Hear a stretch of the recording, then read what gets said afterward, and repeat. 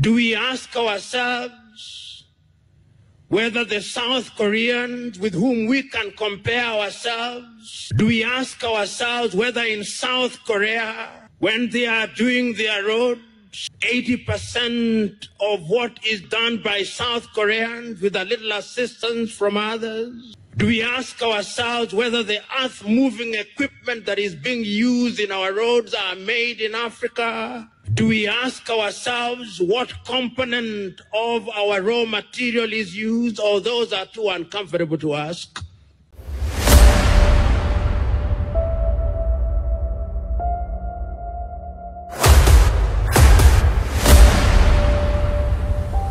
This is the journey. With this, have you realized that several years ago we had something called the Millennium Development Goals? They were never achieved. So we have renamed them Sustainable Development Goals, and there are more now. So the truth is, Africa must also define her own problems, and having defined her own problems, must also find solutions to her own problem. Do not be cheated. Do not be deluded that the world is full of benevolent individuals and institutions whose only claim to fame is that they want to lift Africa from the morass that she now finds herself in. The reality is, the poverty of Africa is the glory of some civilizations. Poverty is an industry.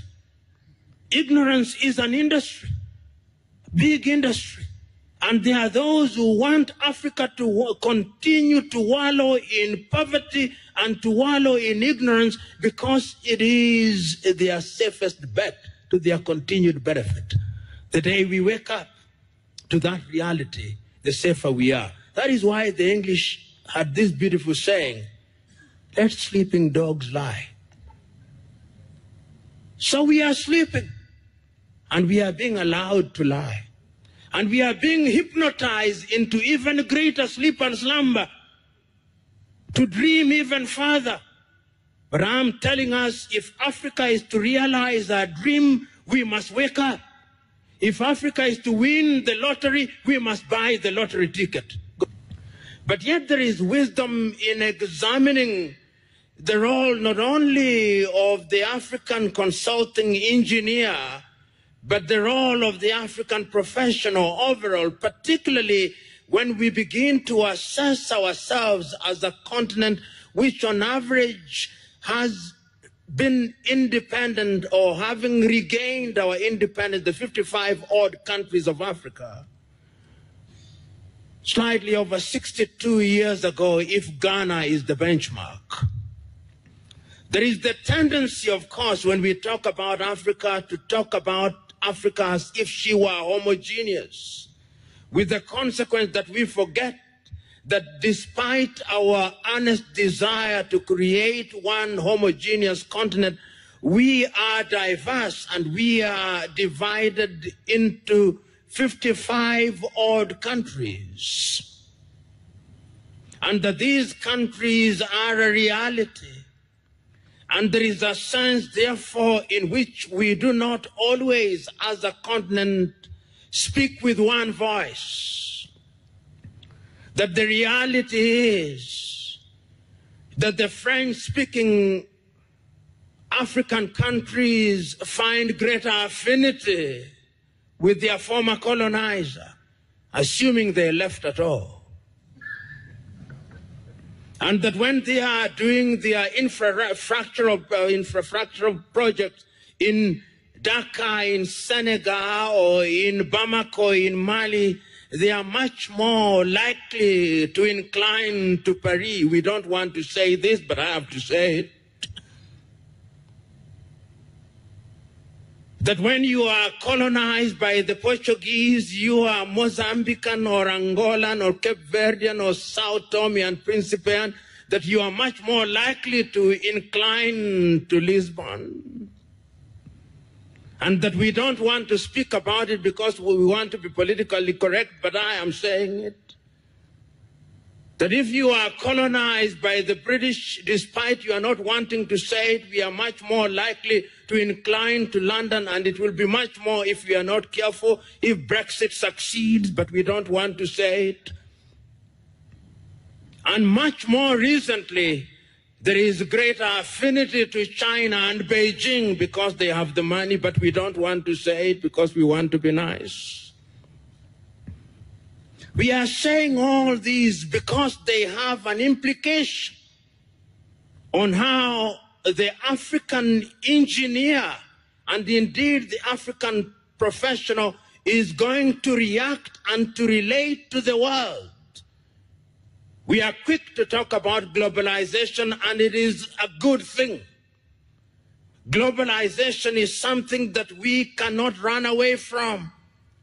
But the question is Africa being gobbled in the name of globalization? So we are assembled here today to ask ourselves whether going forward, the consulting engineer is going to be a contributor to the development of Africa. And what is this thing that we describe as development or growth? What is it? Sometimes we do not want to assess it because we want to have that very thin veneer of what is clean and nice, but yet we do not want to scratch below it. Because there is a sense in which Africa, permit me to use this medical term, schizophrenic. So that you have the beauty and glitter of Kampala and Entebbe, of Kinshasa and Nairobi, of Dhaka and Bamako, of Cotonou and Rabat, Morocco, of Egypt, but beyond that, where is Africa? Beyond the infrastructure, and it was not lost on me that in the opening remarks, the Vice President very ably and aptly told us how the connectivity exists between infrastructure and other things. But yet, somehow, despite the many infrastructural projects that we have had and continue to have in Africa, there is a sense in which Africa is still not realizing our potential. There is a sense in which Africa is still restless. You may have the beautiful streets. You may have electricity and potable water and solar energy and nanotechnology in Algiers, but there is a sense in which Africa is still restless. Why? As we talk about growth and development and the role of the consulting engineer. There is a sense in which the young African is still restless in Sudan. Why? There is a sense in which the young African is still restless in Cape Town and Johannesburg. Why?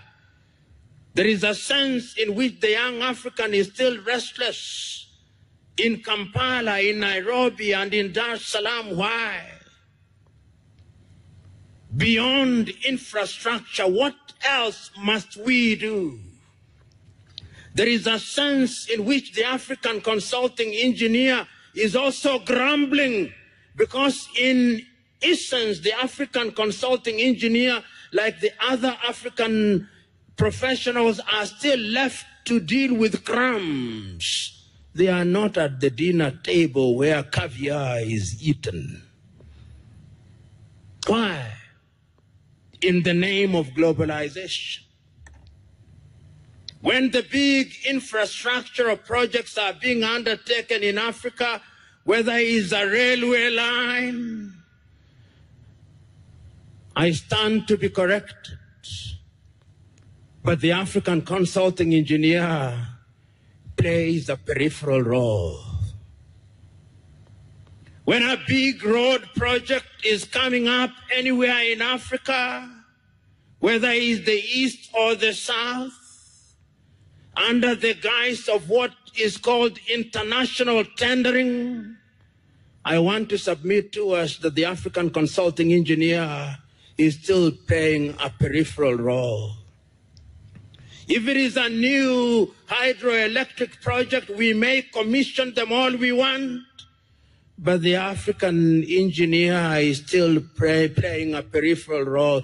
Unless they enter into some kind of marriage of convenience with some international firm of consulting engineers, they don't get the work that they deserve.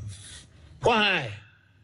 These are uncomfortable questions, but I'm suggesting to us that until the day that the African consulting engineer begins to ask uncomfortable questions, our contribution to the growth of the continent will be only that minimal.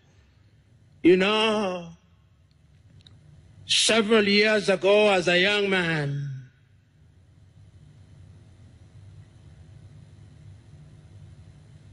I observed that we had major telecommunication companies state-run, almost in every other African country. What we did when we regained independence, we said we are going to run our telephone companies. Several years down the line, most of our telephone companies are dead, and they have been replaced by multinational companies. We may indeed have mobile connectivity, but in Africa, ask yourself, who owns the mobile company? Who owns them? We had railway lines which were running in this part of the world. They were efficient. Several years down the line, having collapsed the railway lines, we now have what we are calling SGR. Who has built them? Who has financed them? And when will we pay for them? We don't want to ask such questions. They are uncomfortable, but we call them as representing growth, we say. When we cite growth, we talk about them. The question is Africa once again being shortchanged? Is it possible that those of us who have had the advantage of education as professionals are conniving and engaging in relationship with other professionals in a manner that is unequal in this continent?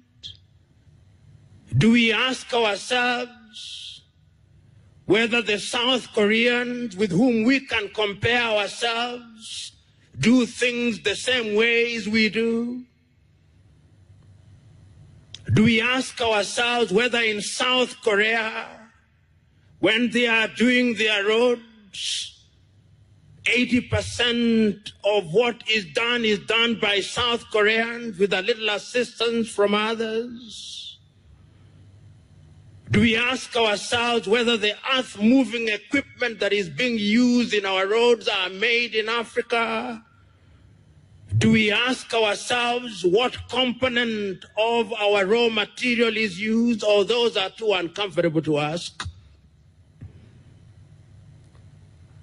We can even go to Vietnam, which all of us know was bombed to the ground as recently as 1975, and see the infrastructure that is coming out in Vietnam. Is the model that they are using the same model that we are using in Africa? When we are told that they are world standards, are they truly world standards, or they are designed to exclude us? Because if they were world standards, why is it that the roads that are made in Kinshasa are not the same as the roads that are made in Columbus, Ohio? These are questions that we must begin to ask. They are uncomfortable. But going forward, when we talk about Africa regaining her position in the world amongst the Committee of Nations in terms of infrastructural growth, we must ask ourselves the foundational questions. Are we doing the right things right?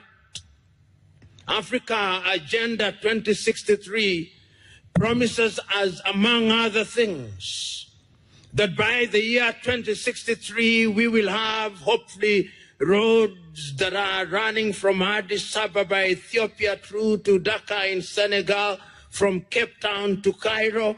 We are promising ourselves that Kinshasa will be the Silicon Valley of Africa. We are promising ourselves that we will have electric rail trains running from Angola, Luanda to Swahili in Sudan. We are promising ourselves many good things, but the question is, are we prepared?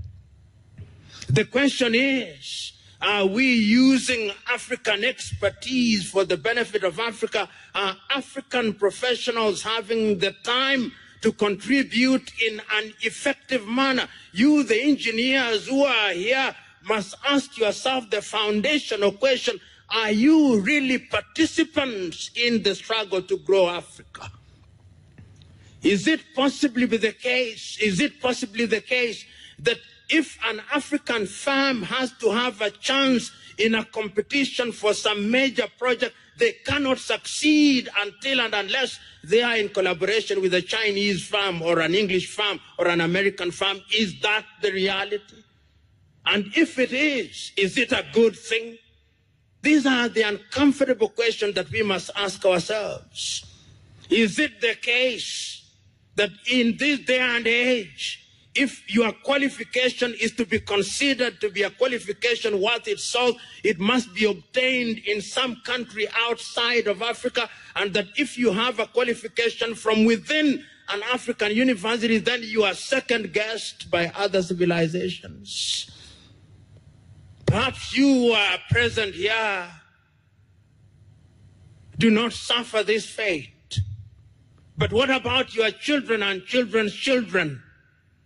Will they have, because none of you holding all factors constant will be around in 2063. And even if you are, you'll be too old to be useful. The question is, as we talk about the role of the consulting engineer in Africa, we must ask ourselves the fundamental questions. And to me, the fundamentals is that Africa must progressively begin to work as a united bloc. I am aware that FIDIC does great work in the world. FIDIC was founded in 1913. No African country had regained their independence, except Liberia. They were not there at the founding. When you participate in FIDIC, are you at the dinner table as diners, as I've said before, or as waiters? Because you can be at the dinner table as waiters, or as diners, or as food to be consumed. Where are you?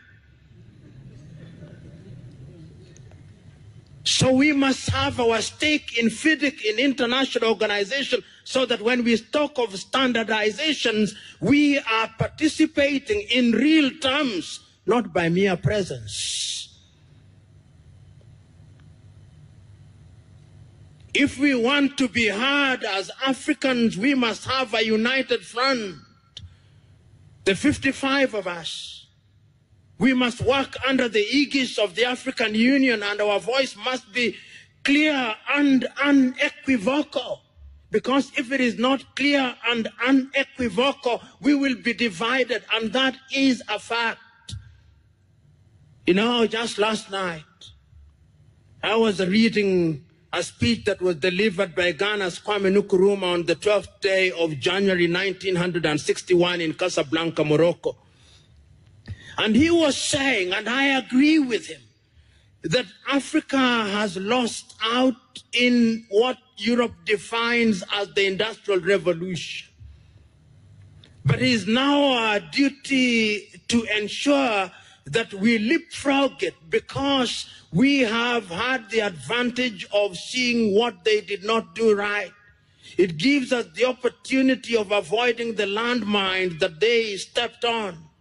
And that Africa will only do so if Africa recognizes the artificiality of their boundaries, so that when we are licensing engineers in Accra, in Ghana, that engineer must have the competence to work in Casablanca, in Morocco, and in Tunis, in Tunisia. It is only then that we will be able to compete and compete effectively for the benefit of Africa. And he went on to say that Africa therefore requires a new man and a new woman. A new man and a new woman who recognizes that in the world there is cutthroat competition and throats are actually being cut.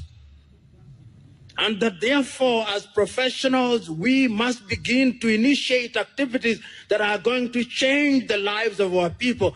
And I believe that that is one of the reasons when he went back to Ghana, he started thinking about the Akosombo Dam in Ghana.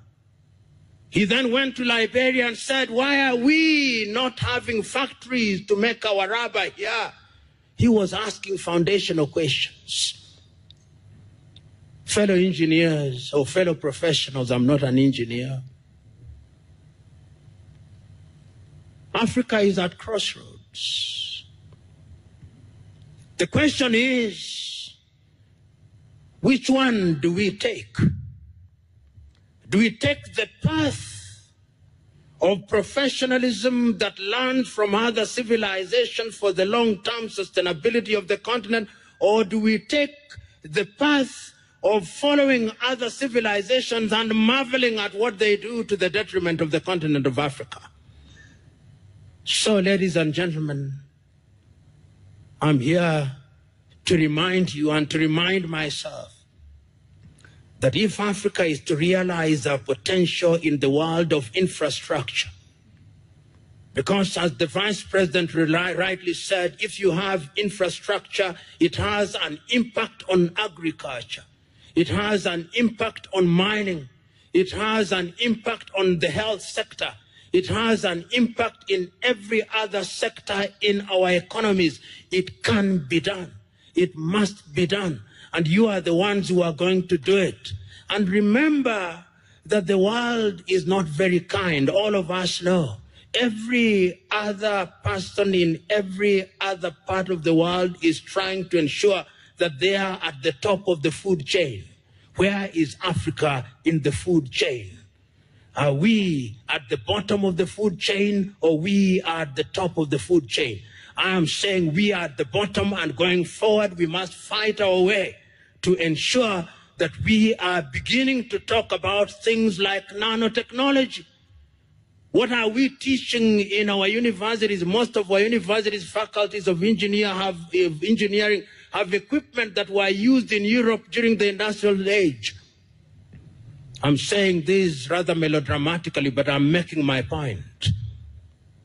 We must change. There must be a linkage between the practicing consulting engineer and the universities. There must be a linkage between that and industry. It cannot be right that in this day and age, that linkage is not there. And I believe that under the aegis of Gamma and FIDIC, it can be done, and that deliberate efforts are going to be made to ensure that we move in that positive direction, so that Agenda 2063 is realized and the promises under the Sustainable Development Goals are also realized. I agonized and asked myself what it is that a lawyer can tell to an assembly of engineers. But I was cajoled, and ultimately I succumbed, and here I am to share my thoughts, whatever those thoughts are. When you fly across Africa today, if you fly into Entebbe, the airport is being expanded. I would want to hear that Ugandan consulting engineers are taking 80% of the credit. I would want to know, you will tell me. When I fly into Julius Kambarage International Airport in Dar es Salaam, I see the expansion that is going on there. I would want to know that the Tanzanian consulting engineer is playing the lion's role there. I would want to hear. When I go to Bole International Airport in Ethiopia, the expansion is going on there. I would want to know that the African engineer is involved there, that the African architect is involved there. When I go to Blaise Diagne Airport in Dakar, in Senegal, I would want not to hear that some French designer designed it. The tragedy is, what I would want to hear is not what I hear. So that the consulting African engineer is in quite a number of countries still consigned to doing some rural roads.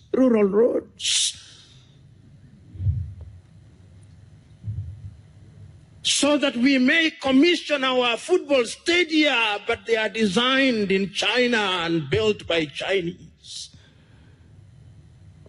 That is not the path of growth that I would want to hear.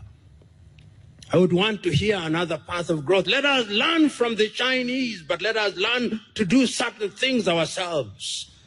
This is what Africa must hear. This, in my view, is what Africa must do. This is what other civilizations have done for sustainable development. You ask the Koreans how they did it. Ask the Chinese how they did it. Ask any other civilizations how they did it. Ask the Indonesians how they are doing it. They are using expertise from the world, but certain things are ring-fenced for their own professional. Do we ring-fence things for ourselves? I'm told we are ring-fencing only 30% in Uganda. Why are we ring-fencing 30%? Let us ring-fence 70%. It can't be done because it is a question of cross-fertilization of ideas. We must learn from other civilizations, but learning must not mean surrendering to them. I'm submitting to us that we surrender to them. And going forward, therefore, you who are present here, we must think of another Africa. An Africa where when we talk about technology, whether it is in solar technology today, Morocco, and I stand to be corrected, is engaged in developing one of the largest solar farms anywhere in the world. I'm still talking about consulting engineers even in that field. Kenya is doing another major solar project, and all African countries ought to be engaged in it. Namibia, I think, is also engaged in it. But if you ask who the consulting engineers are for those projects, they are not Africans. Even the solar panels that are going to be used, the best that African countries will do is to assemble them. They'll be brought as completely knocked down kits, and ours is to assemble them as our children assemble Lego.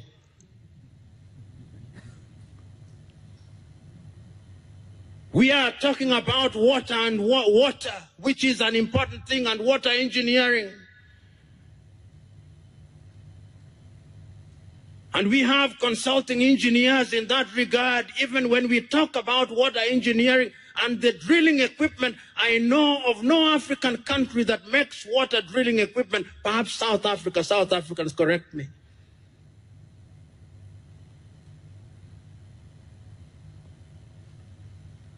When we are talking about road infrastructure, I know that sometimes even when we are doing the roads, even the one here, the Kampala and Entebbe Expressway, the contractors, under the guise of something that they now call design and build, will even import steel from their countries, saying that ours has too much carbon content.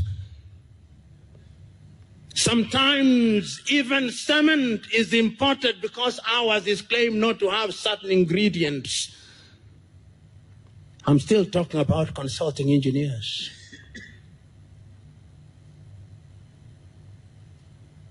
When we are doing our railways, we may celebrate them all we want, but when we receive the wagons, they are rehabilitated engines that belong to the museums alongside the spinning wheel. I'm submitting to us that the consulting engineer is important to Africa's growth and development. You cannot deny that. And I can see the vision. I can see what the African leaders were thinking about when they met in Addis Ababa, Ethiopia, and came up with Agenda 2063.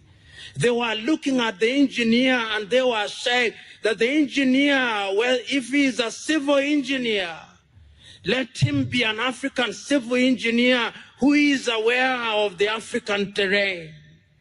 Let him be an engineer who is equipped with what he or she needs to grow Africa, so that when he or she is engaged in designing and ultimately presiding over the building of African roads, he knows his or her continent. That is what they were thinking. So that when they are building this road across the continent to the equatorial forest of Congo, they are building and they are empowering other African engineers. I saw them thinking about that.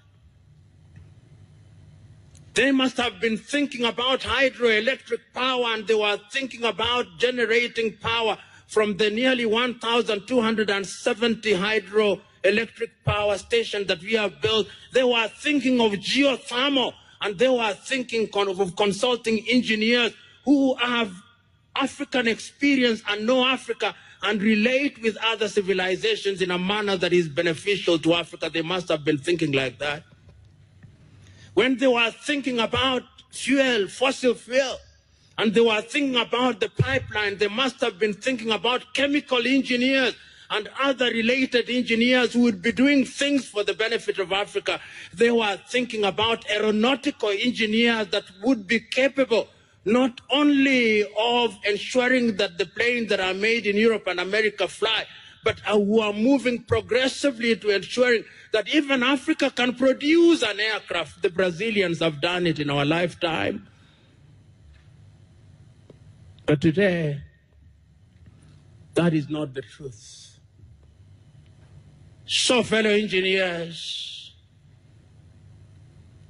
if I have dampened your spirit, that was my intention. Because it is those dampened spirits that are capable of providing a fertile ground for the fruit of growth to germinate. This continent is capable of achieving much. Africa today has a population of 1.1 billion. We are 55 countries, and all the 55 countries, our economy is only as big as that of India. We can do better. And if we are going to do better, I have no doubt in my mind that you great minds that are gathered here, because the minds that are present here are some of the best minds that Africa can offer. Let it not be business as usual. Let it not be that you have expanded your firm to include 100 engineers to do work that has been handed down to you by some European or Chinese firm. No. Let it be that you are also capable of doing things in your own right. You can do it. You must do it. Because if you don't do it, the thing that we call growth will never be realized. We'll have symbols of what we describe as growth, but Africa will never grow. We'll have things that appear to represent growth, but Africa will never have grown. But yet there is a sense in which, even from a layman's perspective, one can speak about infrastructure and the role of the consulting engineer. As I travel across Africa, and I do that quite often, it is not lost on me that whether you are in Dakar, in Senegal, there are beautiful roads that are coming up. Whether you are in Bamako, in Mali, or Cotonou in Benin, or here in Uganda, or in Nairobi in Kenya, or in Dar es Salaam in Tanzania, or whichever country, there is a sense in which, to the casual observer, dramatic changes are taking place in Africa. If it is not roads described as superhighways or expressways, it is an hydroelectric plant. If it is not a hydroelectric plant, it is a solar farm. If it is not a solar farm, it is some kind of construction that is going on. And to those who are in the business and in the habit of assessing development by those visually very intrusive projects, Africa is rising. But the question is Africa rising at the pace that she ought to rise? And if she is rising, for whom is she rising? And if she is rising, how is she rising? These are questions that sometimes at a forum such as this, in order to be a good guest, you do not want to go into too deep into them, lest you offend and annoy your audience at once.